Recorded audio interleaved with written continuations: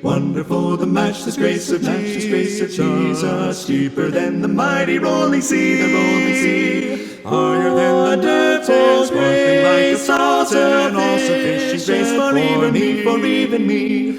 Broader than the scope of my transgression, seeing is greater far than all my sin and shame. Oh, magnify the precious name of Jesus, praise His name. Puji Tuhan, bertemu kembali Bapak Ibu. Terima kasih kepada kita semua. Kita sampai hari ini begitu semangat untuk berdoa. Dan mari terus Bapak Ibu secara konsisten untuk terus berdoa supaya keadaan kita ini semakin membaik. Kiranya Tuhan memberkati seluruh keluarga besar Moria Sanduk yang melakukan ibadahnya di rumah masing-masing pada pagi hari ini.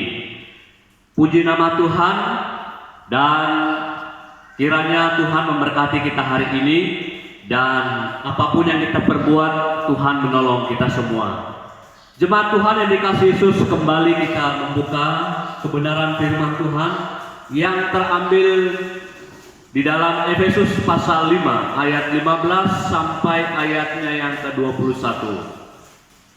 Jemaatku yang dikasihi Yesus, saya tidak bermaksud untuk membacanya kembali.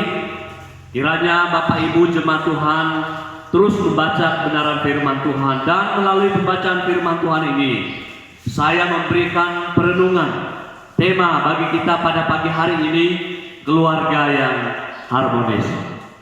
Jemaatku yang dikasihi Yesus, kalau minggu lalu kita berbicara tentang Tuhan di tengah keluarga, dan pada pagi hari ini saya berbicara tentang keluarga yang harmonis.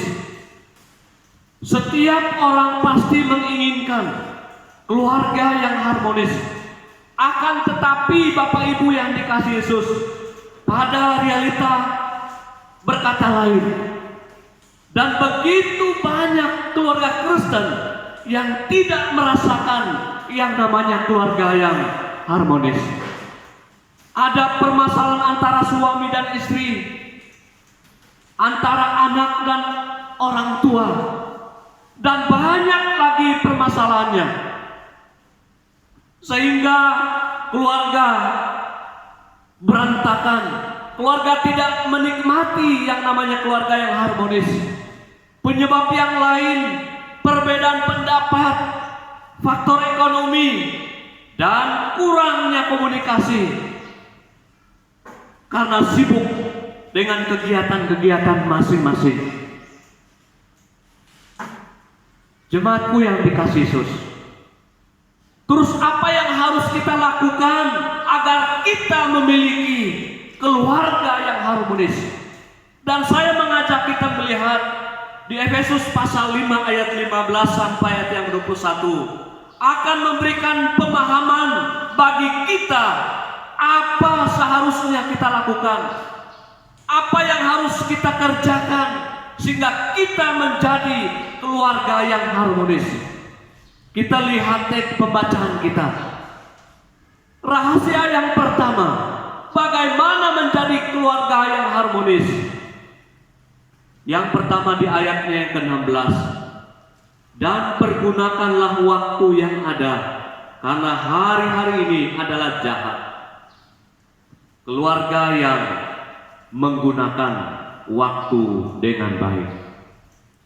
Ini rahasia yang pertama. Ayat 16 jelas berkata, dan pergunakanlah waktu yang ada. Artinya apa? Jika kita ingin keluarga kita memiliki keluarga yang harmonis, maka kita harus mempergunakan waktu yang baik. Kita semua diberikan waktu yang sama, yaitu 24 jam sehari. Nah, berapa jam yang kita habiskan untuk keluarga kita masing-masing? Ada tidak waktu kita untuk keluarga? Atau waktu kita habis untuk bersosialisasi dengan orang lain? Atau waktu kita habis untuk mengejar target pekerjaan kita? Atau waktu kita habis untuk membuka internet dan lebih memilih interaksi dengan dunia maya? daripada keluarga kita. Ingat Bapak Ibu yang dikasihi Yesus, bahwa yang menjadi salah satu faktor keluarga kita hancur karena kurangnya komunikasi dengan keluarga. Tidak salah Bapak Ibu yang dikasihi Yesus, kita berinteraksi dengan orang lain. Akan tetapi, luangkanlah waktu kita untuk berkomunikasi dengan istri, anak, dan bersama keluarga. Apalagi sebagai keluarga Kristen, luangkanlah waktu untuk bisa berkumpul bersama dengan keluarga, saling berbagi, saling berdoa. Suasana seperti inilah yang Tuhan mau. Kita perbanyak waktu bersama dengan keluarga. Kita berdoa bersama-sama dengan suami, istri, anak-anak. Ini yang Tuhan tuntut kepada kita. Dalam situasi seperti apapun, kebersamaan kita dengan keluarga, berdoa, kita harus lakukan. Jika keluarga memiliki waktu untuk bersama, komunikasi antara anggota keluarga, maka keluarga akan menikmati keharmonisan. Maka keluarga itu akan dikuatkan oleh Tuhan. Maka keluarga itu akan terus diberkati oleh Tuhan. Oleh karena itu Bapak Ibu jemaat Tuhan yang dikasihi Yesus, waktu Tuhan perlu kita fungsikan dengan baik. Waktu yang Tuhan izinkan untuk kita bekerja ada 6 hari. Dan 1 waktu untuk kita menyembah Tuhan. Jemaatku yang dikasihi Yesus, menjadi keluarga yang harmonis, yang ia harus lakukan adalah ia mempergunakan waktu ini sebaik-baiknya. Waktu kita hanya untuk Tuhan. Kerjakan sesuatu yang baik menyenangkan Allah. Jemaatku yang dikasihi Yesus, tentu saya katakan lagi, kita ingin menjadi keluarga yang harmonis, keluarga yang bahagia. Jadi mari kita pergunakan waktu yang ada ini untuk menyembah dan memuliakan Tuhan. Poin yang kedua, rahasia menjadi keluarga yang harmonis. Yang kedua, keluarga yang mengerti kehendak Tuhan. Ayat yang ke-17. Sebab itu, janganlah kamu bodoh, tetapi usahakanlah supaya kamu mengerti kehendak Tuhan. Ayat 17 berkata jelas Bapak Ibu, sebab itu firman Tuhan sangat menekankan kita supaya kita lebih mengerti kehendak Tuhan, bukan kehendak kita. Firman Tuhan sangat jelas mengatakan agar kita jangan bodoh, melainkan kita harus mengerti kehendak Tuhan. Kita harus mengerti mana yang menjadi kehendak Tuhan. Dan ketika setiap anggota keluarga bisa mengerti kehendak Tuhan dalam kehidupannya, saya yakin dan percaya keluarganya akan menjadi keluarga yang harmonis. Karena kehendak Tuhan yang paling baik. Karena orang yang mengerti kehendak Allah akan bertindak hati-hati, bukan melakukan segala sesuatu menurut suka-sukanya sendiri. Ini Bapak Ibu jemaat Tuhan yang dikasihi Yesus, saya tekankan lagi, orang yang mengerti kehendak Allah akan bertindak hati-hati, bukan sesuka hatinya. Sebab ia tahu membedakan mana yang menjadi prioritas, mana yang harus dilakukan.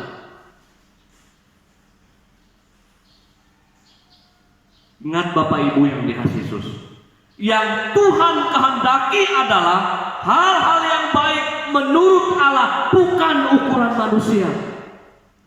Inilah yang dilakukan oleh keluarga yang bahagia, keluarga yang harmonis. Seorang suami yang mengerti kehendak Tuhan, ia akan mengasihi istrinya dengan sepenuh hati. Ia tidak melakukan penyimpangan. Ayat 25 pasal 5. Seorang istri yang mengerti kehendak Tuhan akan menghargai suaminya dan tunduk kepada suaminya. Ayatnya yang ke-12. Orang tua yang mengerti kehendak Tuhan akan mendidik anaknya menjadi anak yang takut akan Tuhan. Dan anak-anak yang mengerti kehendak Tuhan akan menghormati orang tuanya. Ada amin Bapak Ibu? Nah, inilah yang Tuhan kehendaki dalam kehidupan kita. Tatkala kita mengerti kehendak Tuhan, maka kita melakukan yang baik di mata Tuhan. Keluarga kita akan semakin bahagia. Jika semua anggota keluarga memiliki ataupun mengerti kehendak Tuhan, maka saya yakin dan percaya keharmonisan keluarga itu akan dapat dirasakan bersama-sama. Dan untuk bisa mengerti kehendak Tuhan Bapak Ibu, jalannya adalah kita membaca firman Tuhan. Karena firman Tuhan adalah isi hati Tuhan, sudah tertulis dalam Alkitab.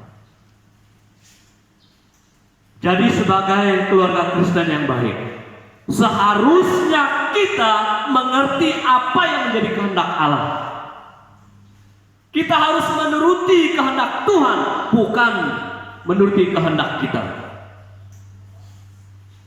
Tatkala kita serius melakukan ini, saya yakin dan percaya suami, istri, anak-anak pasti melakukan yang baik. Sehingga tidak ada yang namanya permasalahan, percekcokan, permusuhan, dan lain sebagainya. Karena seluruh keluarga mengerti kehendak Tuhan dan melakukan perintah Tuhan. Inilah yang dilakukan oleh anggota-anggota keluarga yang diberkati oleh Tuhan. Rahasia yang ketiga, menjadi keluarga yang harmonis, yaitu keluarga yang dipenuhi Roh Kudus. Ayat 18 sampai ayat yang ke-19. Dan janganlah kamu mabuk oleh anggur, karena anggur menimbulkan hawa nafsu, tetapi hendaklah kamu penuh dengan roh. Dan berkata-katalah seorang kepada yang lain di dalam mazmur, kidung, puji-pujian, dan nyanyian rohani. Bernyanyi dan bersoraklah bagi Tuhan dengan segenap hati. Keluarga yang dipenuhi Roh Kudus. Pada ayat ini Bapak Ibu yang dikasihi Yesus sangat jelas mengatakan kita harus dipenuhi dengan Roh Kudus. Karena jika tidak, maka kedagingan yang berkuasa dalam hidup kita. Sehingga kita melakukan semaunya gue, semaunya saya, bukan maunya Tuhan. Ini dampak dari ketika kita tidak dipenuhi oleh Roh Kudus, kita melakukan semaunya saya saja, bukan ukuran Tuhan. Keluarga Kristen harus memiliki Roh Kudus, karena itulah yang akan menuntun setiap keluarga tidak melakukan penyimpangan. Suami istri yang melakukan perselingkuhan, suami istri yang masih suka mabuk-mabuk, suami yang suka memukul istri, istri yang masih suka memberontak terhadap suami, anak melawan orang tua. Mengapa bisa terjadi, Bapak Ibu? Karena mereka lebih ingin memuaskan kedagingan mereka. Ini yang terjadi, Bapak Ibu. Tetapi jika setiap anggota keluarga memiliki Roh Kudus, maka Roh Kuduslah yang akan mengingat agar tidak melakukan hal-hal yang tidak baik. Roh Kuduslah yang akan menuntun keluarga untuk tidak memilih memuaskan kedagingan. Oleh karena itu, buka hati, undang Roh Kudus ada dalam kehidupan suami istri, anak-anak. Maka langkahmu akan diberkati. Ciri-ciri keluarga yang dipenuhi Roh Kudus, keluarga yang menyembah Tuhan, keluarga yang selalu mengucap syukur, dan keluarga yang hidup dalam kerendahan hati dan menganggap yang lain juga lebih penting. Ini ciri-ciri orang yang dipenuhi dengan Roh Kudus. Inilah yang dilakukan keluarga yang harmonis dalam kehidupan. Jemaat yang dikasihi Yesus, saya yakin dan percaya keinginan setiap kita pasti rindu menjadi keluarga yang harmonis. Bagaimana caranya? Gunakan waktu yang ada. Kita harus mengerti kehendak Tuhan. Untuk mengerti kehendak Tuhan, caranya apa? Membaca firman Tuhan, beribadah kepada Tuhan. Keluarga yang harmonis yang ketiga, undang Roh Kudus ada dalam hati kita. Ia akan menuntun keluarga kita, melindungi keluarga kita, sehingga langkah seorang pemimpin, seorang ibu rumah tangga, anak seirama dengan firman Tuhan, sehingga keluarga itu akan diberkati oleh Tuhan dan terus memuliakan Tuhan. Jadi jemaatku yang dikasihi Yesus, mari kita renungkan firman Tuhan ini. Mari kita lakukan firman Tuhan ini supaya keluarga kita harmonis di mata Tuhan. Maka berkatnya melimpah dalam kehidupan keluarganya.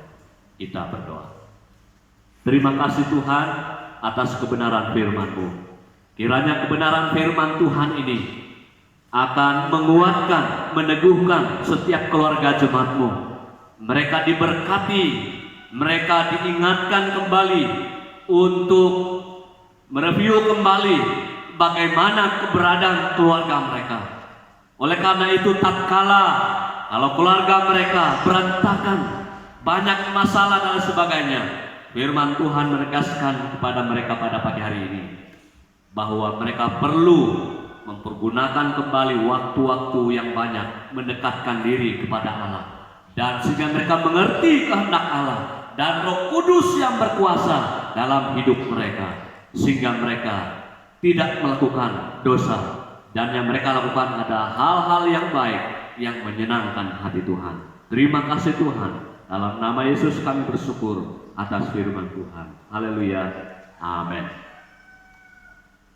Wonderful the matchless grace of Jesus, deeper than the mighty rolling sea, higher than the depths, sparkling like a fountain, all sufficient grace for even me.